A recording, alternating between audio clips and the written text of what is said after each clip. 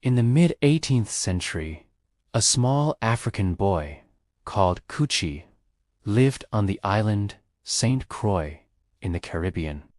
This was one of the very first regions settled by Europeans in this part of the world.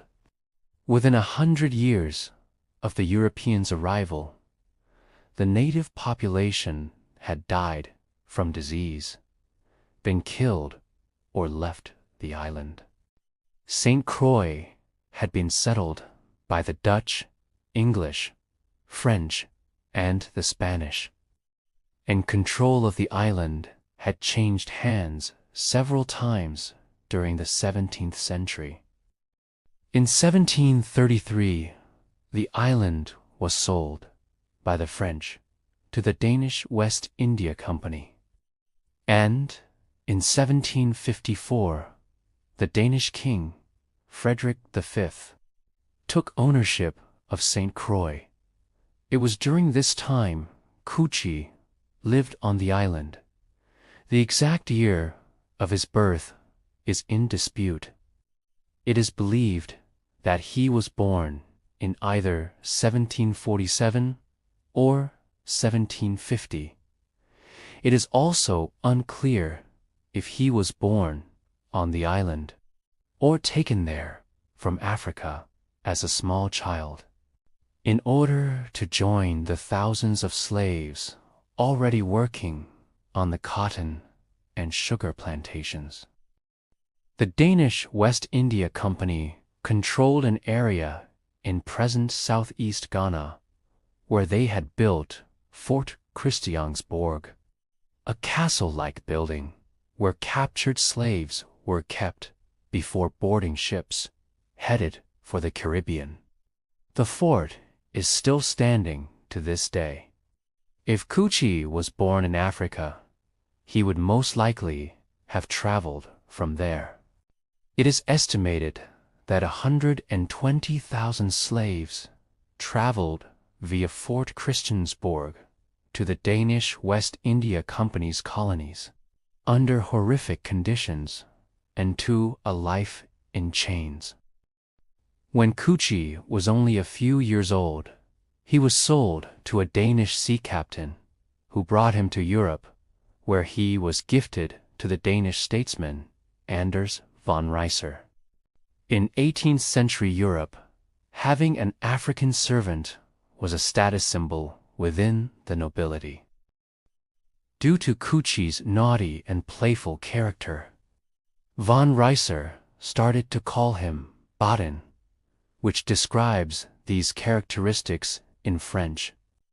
This nickname stuck, and it was the name he would use as an adult as well. So from now on, I will refer to him as Badin. Not long after Badin had arrived in Denmark, von Reiser's Swedish wife convinced her husband they should move to Stockholm. Once in Sweden, it didn't take long for the gossip of the little African boy to reach the ears of Queen Louisa Ulrika. She expressed her curiosity and wanted to see the boy. There were only a few African people in Sweden at the time, mainly working in households of the aristocracy, but there were no people of African descent at court. Due to the Queen's interest in Badin, von Reiser gifted him to her in 1757, but not to be her slave. Slavery had been abolished in Sweden more than 400 years earlier in 1335. The Queen had 4 children between 3 and 11 years old at the time, and they would become playmates to Badin. But while the royal children had to endure rigorous education and were expected to be polite and courteous at all times, the Queen had other plans for Badin. Louisa Ulrika was well educated and had a great interest in progressive ideas and science. She was interested in theories about the origin of man and civilization, and in the ideas about upbringing without authority and discipline expressed by philosophers like Rousseau. And now she would have the chance to put these ideas to the test. Badin was taught to read and write and about Christianity, but beyond that, he could do as he pleased, and no one was allowed to punish him or reprimand him. Naturally, Badin took full advantage of his freedom, and no part of the court was off limits, nor any people. He would address the highest members of society in a familiar manner, and made up rude nicknames for the royal children. It's said he could even get up on the dinner table and walk among the plates without getting reprimanded. He would climb on the furniture and push people aside as he ran through the castle. The members of the court were amused, horrified, and annoyed by his behavior. The king, Adolf Frederick, seems to have gone along with the queen's experiments with child-rearing methods. He has been described as a gentle and caring man whose favorite pastime was making snuff boxes. So he was perhaps safely hidden away in his quarters a lot of the time. Badin's unruly behavior continued until the queen also became a direct target for his mischievous tricks. Then there was a change of plan. Badin should behave properly, and if he did not, he should receive physical punishment, as was the norm for all children at this time. Badin's education also became more structured. He was very clever, and as an adult he spoke Swedish, French, German, and Latin. As the royal family had a passion for the arts, he was also educated within this subject, and developed such a passion for it that, in his youth, Badin took to the stage himself and performed ballets and plays with a French theater troupe in Stockholm. In 1768, at the age of 18 or 21, Badin was baptized. The whole royal family was present, apart from Prince Karl. He was christened Adolf, Ludwig, Gustav, Frederick, Albrecht, Kuchi. He was named after the royal family members that were present. Ludwig represented Queen Louisa Ulrika, and Albrecht represented Princess Sophia Albertina. Badin was described as self-confident, intelligent, and reliable. He knew intimate secrets about the royal family, but never shared them. Especially Queen Louisa Ulrika and Princess Sophia Albertina had his full confidence.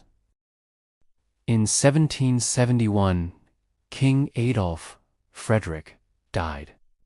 During his rule, it was actually his wife, Louisa Ulrika, who had ruled through the king, as he had little interest in politics.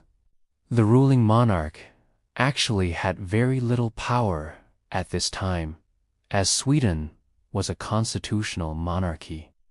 Louisa Ulrika detested this, as she was in favor of absolute monarchy and craved more power. In 1756, the year before Badin arrived at court, the queen and her supporters had been planning a coup to overthrow the government and reintroduce absolute monarchy to Sweden. The coup was foiled as the wrong people gained knowledge of the plan.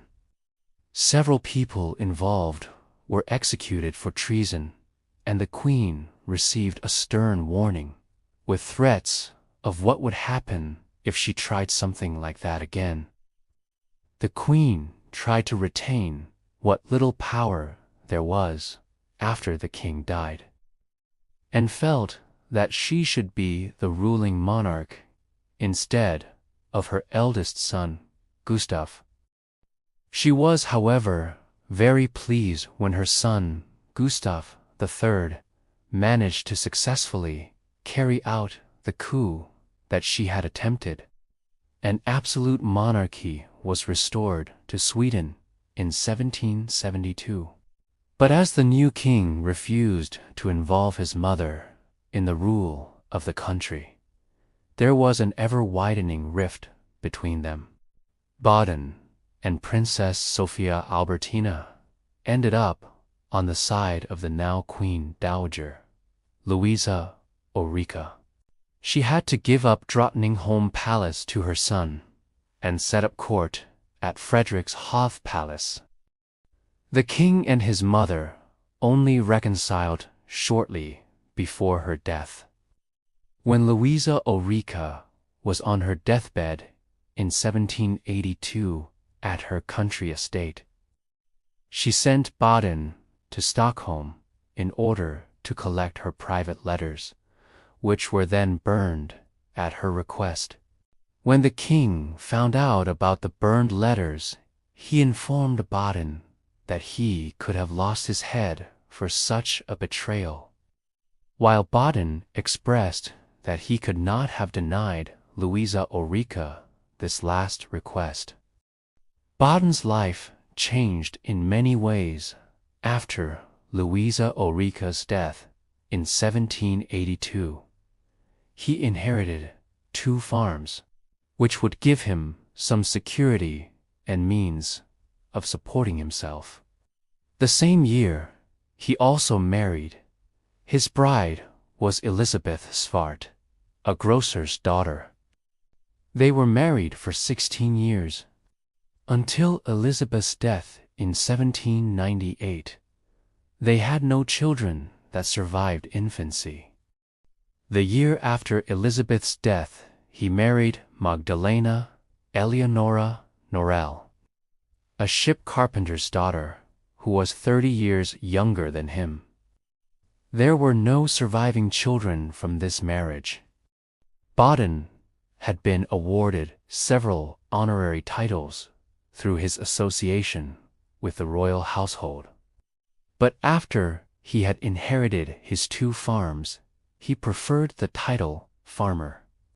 He was elected to join several orders, of which the Freemasons was one. And it's said his favorite attire was the Freemasons' uniform. During his adult life, Badin had been generous to friends and his wife's families. He was said to be comfortable, but not rich by any means. He continued to receive financial support from Princess Sophia Albertina until the end of his life. On the 18th of March, 1822, Badin died. The 3 royal brothers that he had grown up with died before him. Sophia Albertina outlived him by 7 years. Badin was buried at Katarina Cemetery in Stockholm, and the Freemasons paid for his funeral. He had contributed generously to the order over the years, and he had been an appreciated member.